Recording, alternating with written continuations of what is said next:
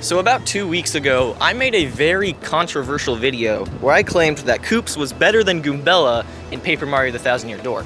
Now, because it was such a controversial statement and therefore a controversial video, I got a lot of mixed feedback.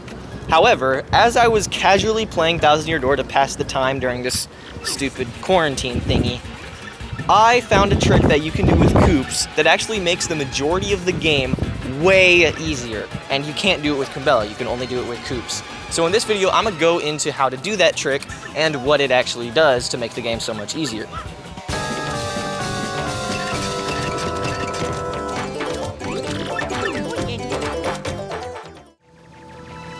Now the first thing you have to do in order to set up this trick is you have to play through the game normally up until the beginning of Chapter 2.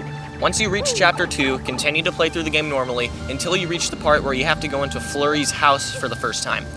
Once you enter her house, hit the save block, and then get Mario down to 1 HP by falling off the background cliff thingy. Once you do that, head back inside Flurry's house, hit the save block again, don't activate any cutscenes inside her house, and then turn off the game. Now I'll explain why you need to do all that in a minute, but for now you can just make a new save file and start the game normally. Arrive in Rogueport, beat Lord Crump, he only has 5 HP, escape his minions, talk to Goombella, talk to Toadsworth, talk to Goombella some more, add Goombella to your party, and then walk over there, hit the save block, and then turn off the game again. Now you're going to want to go back to your original save file, the one in Chapter 2 where you saved inside Flurry's house with 1 HP. Now, I'm going to explain how to do a little trick called Koops buffering, because that's what you're going to want to do next. Whenever you shoot Koops out by pressing X, you actually have a 3 to 4 frame window where you can move Mario before he actually jumps on Koops. We're going to use this to gain jump storage. You don't have to know what all that means right now, I'm just going to tell you how to do it. Basically, walk right over to like a pixel or two away from where the cutscene starts, where Pionio talks to Flurry's door. Shoot Koops out, and using that 3 to 4 frame window, move Mario to begin the cutscene. Now, it's going to look kind of odd, and it's kind of hard to tell when you actually did it right. But after you successfully gain jump storage by Koops buffering, you're going to want to walk outside, do not hit the save block, because that'll waste your jump storage because you have to jump in order to hit the save block. Walk outside, and then die. Make sure you don't jump the entire time you do this. After the game over screen, you're going to want to go back and select the save file in the prologue where you saved in Rogueport Plaza. After the game loads up in Rogueport Plaza, you're going to want to walk over to the item shop. Now, walk past the little step thingy and forward a little bit so that you're lined up right on the front edge of the step in front of the item shop. Now we're going to do what's called a super jump using that jump storage. So if you accidentally jumped at any point from talking to Flurry's door in the last profile to here, you're going to have to go back and get the jump storage again.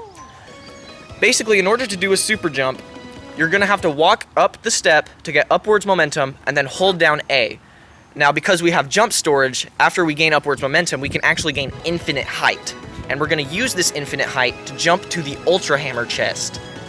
Once you land on top of the Ultra Hammer chest, I actually think this is the hardest part. You have to do very small movements in the air because you can make more precise movements with Mario when you're in the air. So do lots of tap jumps and try to get yourself into this position on the corner of the platform right next to the Ultra chest.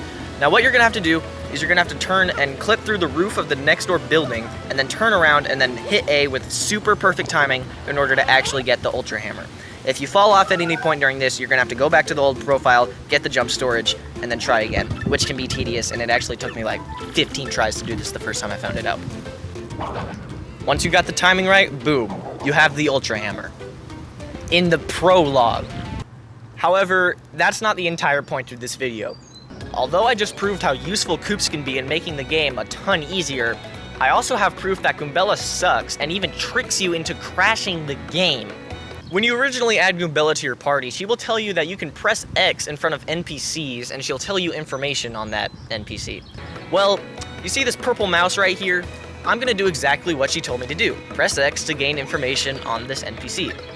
Then I'm gonna continue to play the game like normally, head all the way to Chapter 1.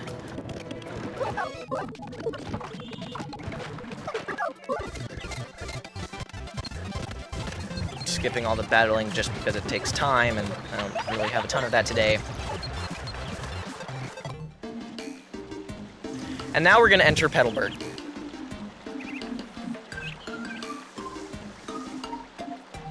We're gonna start the conversation with this Koopa, and then it crashes the game.